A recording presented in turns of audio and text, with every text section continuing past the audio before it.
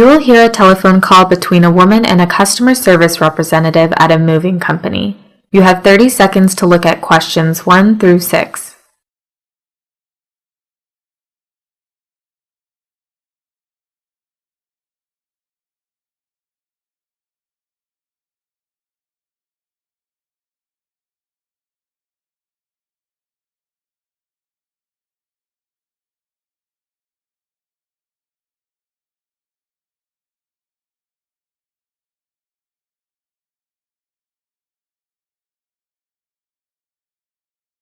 Good afternoon, Giant Truck Moving Company. How may I help you? Yes, hello. I'm calling to get some information for my upcoming move. My family is relocating to a new apartment across the city. Sure, I'll be happy to help you. Have you made a reservation with us already? No, I tried to use your online price quote system, but it didn't seem to work for me. I kept getting an error message. Okay, I'm sorry about that. We've been having some problems with our website recently. I'd be happy to provide a quote over the phone. Tell me, did you at least get a customer inquiry number when you filled out your information online? Yes, I did. I can give it to you. AD5659837JC6. Thank you. Yes, I see your record here. Miss June Rayburn, correct? Yes, that's me. Yes, I see that unfortunately, any information you entered wasn't saved in our system. We'll have to start your quote from the beginning. Would you please provide your current address and the new address so I can calculate the mileage? Sure. We're headed to 798 Scottsville Street in Grand City. Thank you. To confirm, that's 798 Scottsville Street in Grand City. Wait, I'm not sure that you got that. It's Scottsville. Ah, yes. Thank you for the correction. And did you say that's your current address? No, that's my destination. Got it. Okay. 798 Scottsville Street in Grand City. And what is your current address? I live at 12 Irving Court, which is also in Grand City. 12 Irving Court. Thank you. So, your move will be about 6 kilometers across the city. Yes. And what will you be moving exactly? I have a 2-bedroom apartment with some large furniture like a sofa, a kitchen table, a couple dressers, and 2 beds. Oh, and we have 3 large wooden bookshelves as well. Okay, no problem. Give me a moment to write that down. Okay. Any other large furniture you need transported? Well, I have several large chairs in my living room, but I'm thinking about selling them before my move, so I would prefer if you didn't include those items in your quote. The only other large item we have is our patio furniture. Patio furniture. Okay. And you said you live in a 2-bedroom apartment, right? That's correct. Usually, we estimate that a normal 2-bedroom apartment requires about 60 medium-sized boxes to pack all your things. Do you think that sounds about right? Well, I have a hard time guessing, really. Let's just go with that number for the quote, I suppose. Okay, then. Give me a moment to calculate things here. Now you have 30 seconds to look at questions 7 through 10.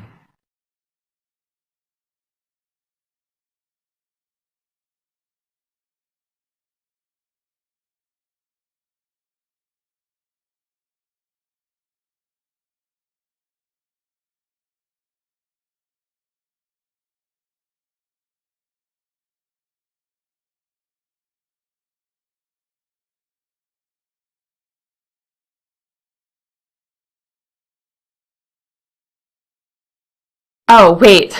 How could I forget? I forgot to tell you that we also have a piano. Oh, I see. I'm sorry to tell you that our company might not be able to move your piano. Oh, that's too bad. Can you tell me what kind it is? I'm not sure what style it is, but it is quite small, for a piano. You see, the hallway leading to my current apartment is very narrow, so I had to buy one that would fit into my place.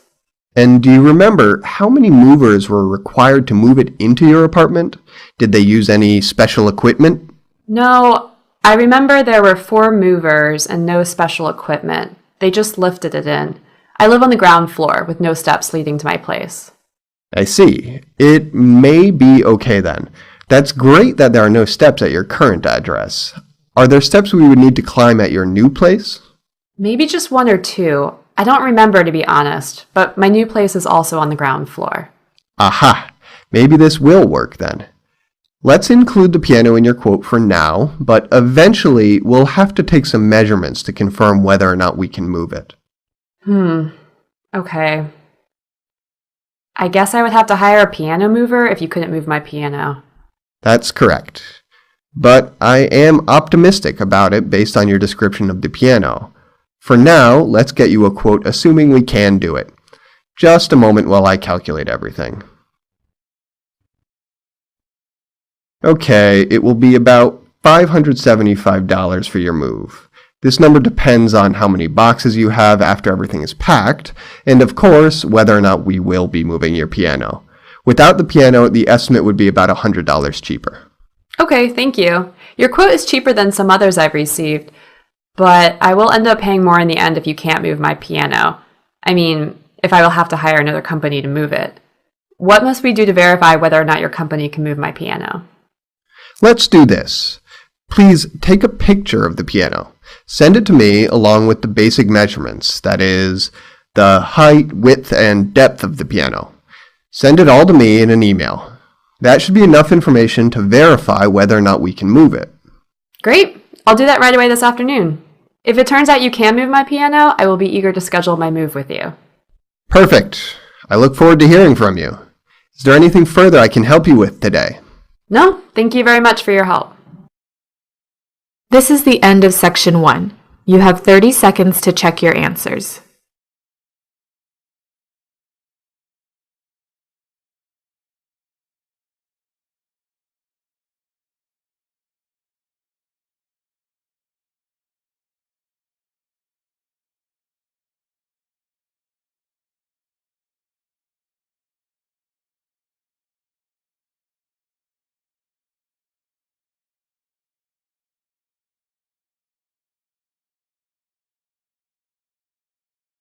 You will hear a speech at a planning meeting for a fundraiser event. You have some time to look at questions 11 through 13.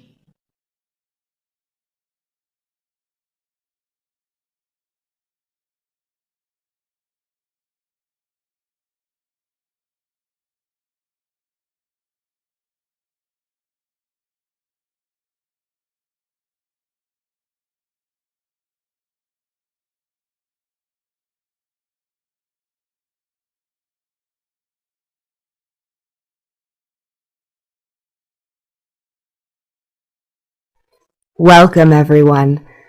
Thank you for attending this evening's orientation gathering. I appreciate your generosity and your willingness to volunteer your time to help out at this year's Beach Bash Party at the Moray Bay Beach Event Center. With your help, we will raise much-needed money for our summer youth program at Moray Bay Aquarium. As you may know, my name is Dr. Michael. I've been the director of Bay Aquarium for 15 years. Now, before I go over some important details related to the Beach Bash event, let me first provide you with some background about Moray Bay Aquarium and our summer youth program, for those of you who are new volunteers. The mission of the Moray Bay Aquarium is educational. We house over 475 species of ocean wildlife here. Of course, we have some sharks and jellyfish, the animals that everyone loves to see at an aquarium. However, most of the ocean wildlife in our aquarium comes from local sources. That is Moray Bay, the nearby coastline, and the deep waters within 200 kilometers of the aquarium. We want to provide the local community and visitors to our area an opportunity to view and learn about our unique marine wildlife. We believe this can accomplish two important goals. The first is, by learning about the incredible wildlife in our region, people may come to appreciate it more. Secondly, then, as understanding and appreciation grows, so too does the likelihood that people will try even harder to protect and preserve the marine ecosystems in our region.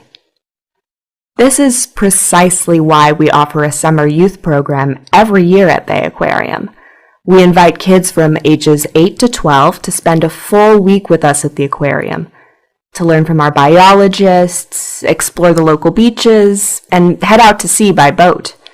The kids get to examine little creatures with our microscopes, they learn how to feed and care for our animals, and they spend time learning about the local ecosystems. This great program is why you're here tonight. We hold the Beach Bash event every year to raise funds from the community for our summer youth program. Thank you again for volunteering to help at the party. Now you have 30 seconds to look at questions 14 through 20.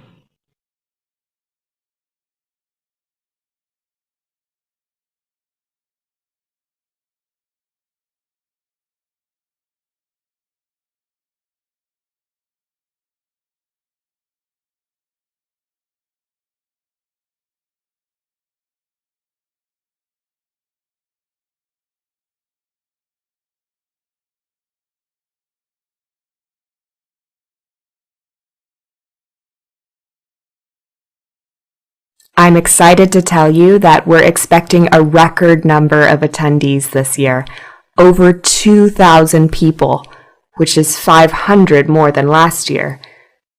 In order for this event to go smoothly, we need your help to keep things organized.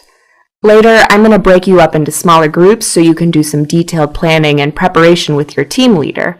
But first, I want to give you a brief overview of how the event is organized. For reference, please look at the event map provided in your volunteer booklet. The first team of volunteers, Team 1, you are the greeters and ticket takers. You will be located at the 2 tables in front of the beach pavilion. The one on the left is the ticket collection stand.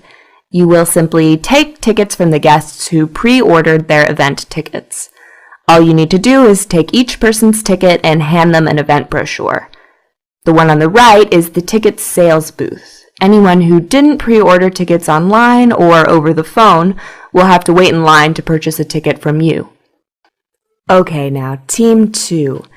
You will be stationed at the information centers. There will be 3 information centers placed at each end of the Great Hall, and of course one inside the entrance to the pavilion. It's just inside the front door to the... let me confirm this. Yes, it will be to the left after you enter.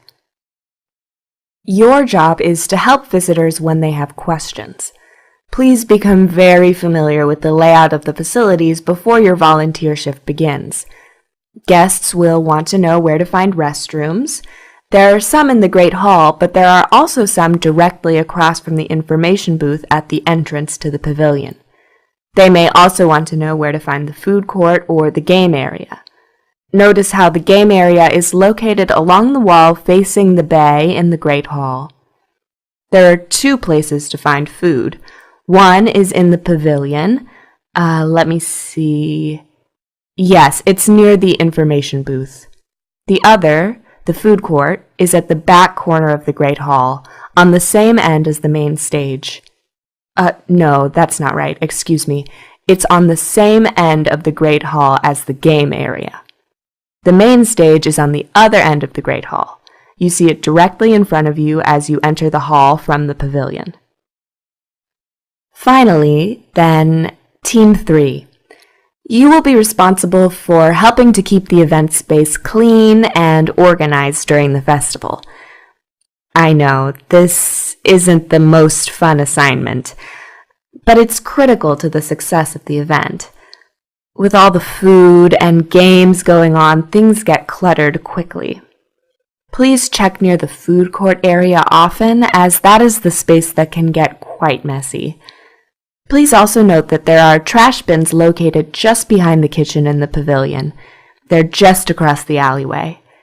Use these trash bins for anything you pick up so the bins in the pavilion and the hall don't fill up too quickly. Okay, That is my brief orientation to the event. You will now break up into teams to get some more information from your team leader. Thank you once again for volunteering at this year's Beach Bash.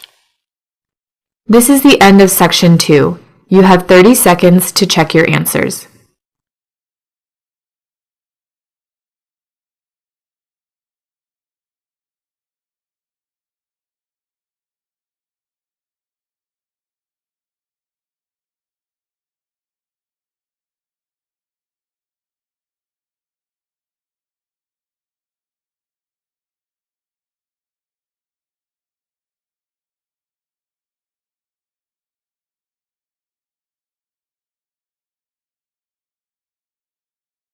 You will hear a discussion in a psychology class. You have 30 seconds to look at questions 21 through 28.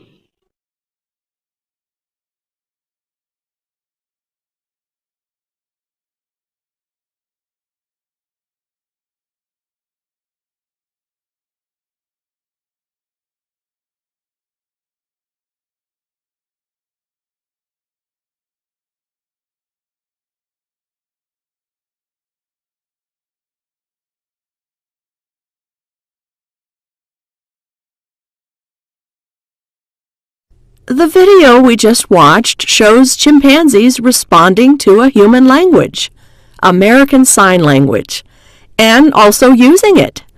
Talking to humans, talking to each other, you even see them talking to themselves. This really says a lot about language. The power, the psychology, the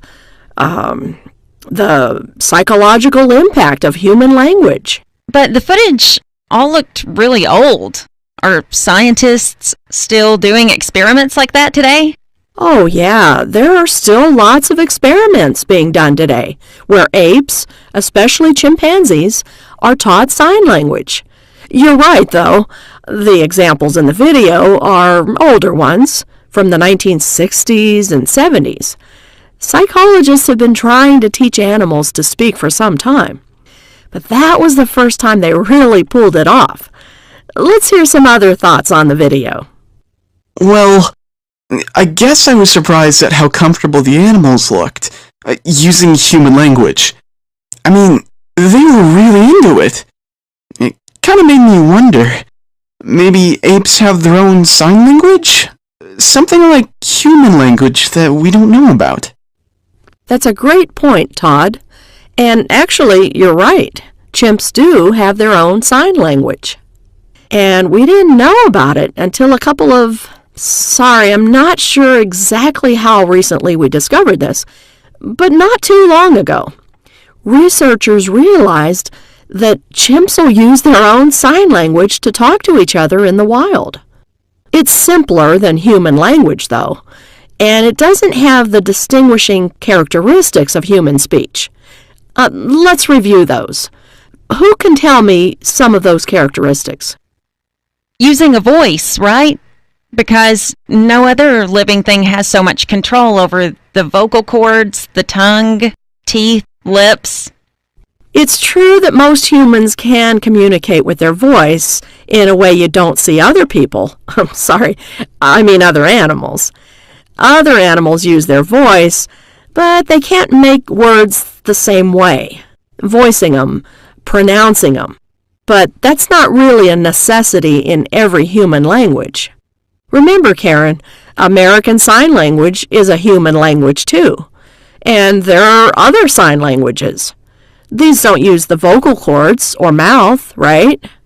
Oh, right. Well, displacement.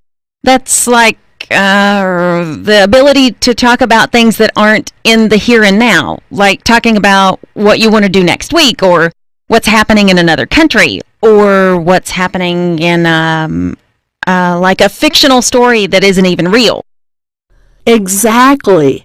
And chimps don't do that naturally in their own sign language. Their own signs just communicate their immediate situation. Without being trained by humans, chimps just say stuff like go here, or stop that, or take this. But there's more. more to a human language. Now you have some time to look at questions 29 through 30.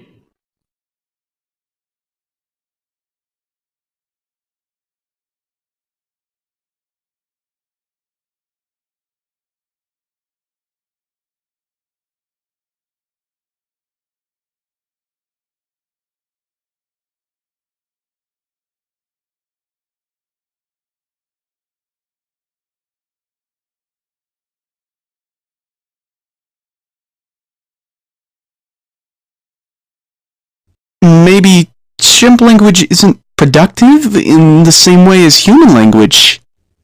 You've hit the nail right on the head. I think, but explain what you mean a little bit more. Well, I remember we discussed productivity before. The feature of language that lets us make, say as many different kinds of things as we want. Because we have so many words, and we can combine them all in these different ways. It sounds like maybe chimps have just a few words? Right. Without human training, they can only say a few things because their vocabularies are small. And again, wild chimpanzees are also limited in what they can say because they can't talk about displaced topics outside of whatever's going on when they're signing. Now, when they're trained, chimps and apes can use all the features of language. They can tell jokes, talk about the future, and they learn enough words that their language gets really productive. Even with just a 300 or 400 word vocabulary, they can say all sorts of things. I'd still argue, though, that displacement and productivity are uniquely human. These animals have to learn this language use from humans, and they don't reach the level of language complexity that humans do, even after a lifetime of training. This is the end of section 3. You have 30 seconds to check your answers.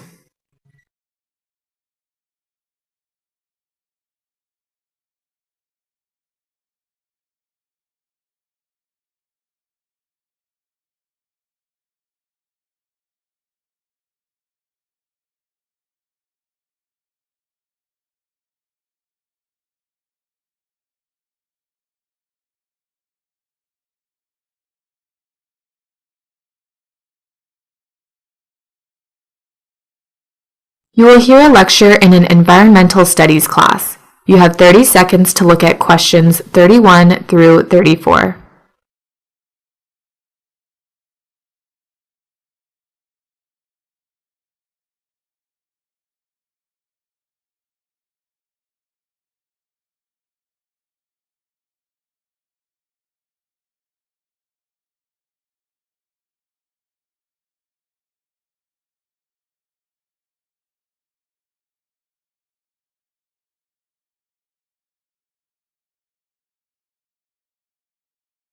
Often, when we think about deserts, we imagine vast, uninhabitable wastelands that are basically, uninhabited. But actually, drylands comprise over 40% of the Earth, and over 2 billion people across the globe live within these very tough ecological zones. Obviously, the scarcity of water is a huge issue for any population, big or small. And to survive, people in drylands, these kinds of societies often will utilize too much of what little resources they have. It's an unsustainable process, leading to an eventual degradation and intensification of environmental conditions. The whole process is known as desertification. The land basically deteriorates over time, becoming a harsher and harsher desert. But I should mention that desertification does happen naturally. Severe and persistent droughts occur, and, well, they're basically unavoidable, unfortunately. But the intensification of the process has become alarming. Let me walk you through how human activity has affected desertification. Throughout history, the populations of arid and semi-arid regions were small and basically nomadic, balancing survival techniques like hunting and gathering with farming and herding. They moved around a lot in their attempts to navigate the irregular seasons, but population growth led to less movement and more farmland, and that farmland needs to be irrigated. Now you have some time to look at questions 35 through 40.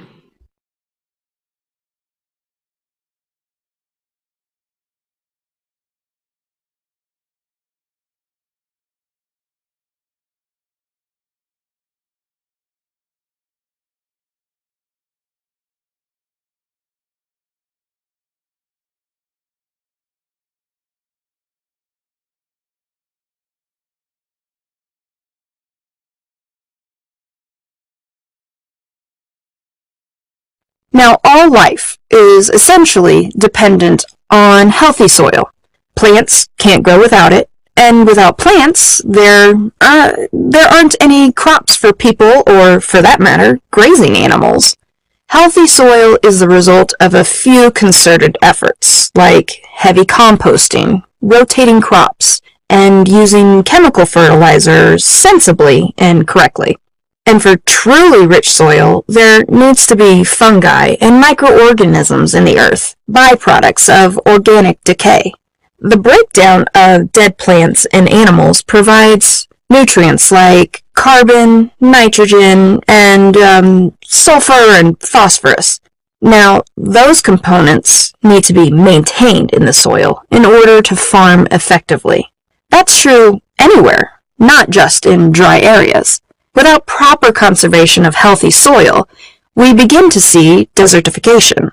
Too often, chemical fertilizers are overused, as is what little water is available, sapping the topsoil of those fundamental nutrients.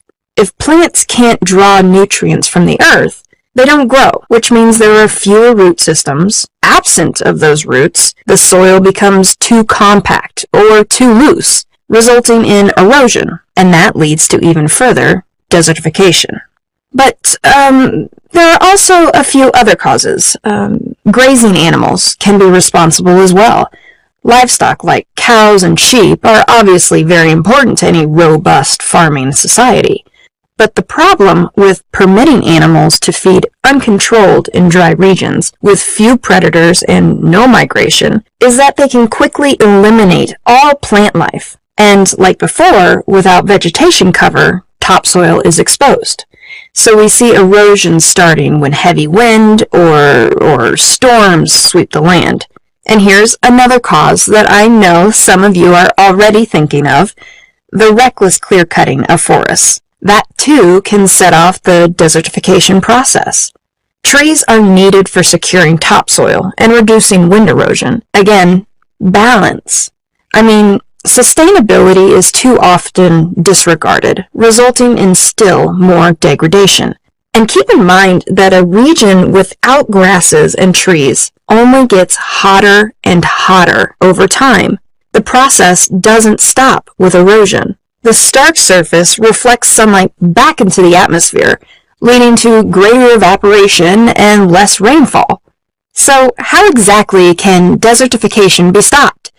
A big part of the problem is that these societies living in these kinds of harsh zones are usually marginalized and very poor. Some are even war refugees on the run from invading militias.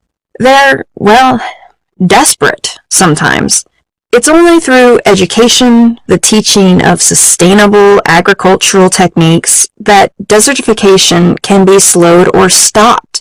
Common sense treatment of topsoil is key, and crop rotation has to be practiced. The planting of cover crops like beans and lentils, that's been shown to boost nitrogen in topsoil. Responsible irrigation should also coincide with building terraces in hilly areas. Those terraces, they look kind of like stairs built into the side of a hill. They help to prevent runoff and erosion. Planting more trees in specifically chosen locations can also lessen environmental degradation and help to stabilize the soil. And we're still developing ways to adapt. Conservation ingenuity has resulted in something called arid aquaculture, a method of breeding fish in the salty ponds of certain drylands.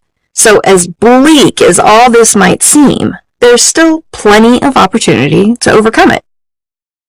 This concludes the speaking test.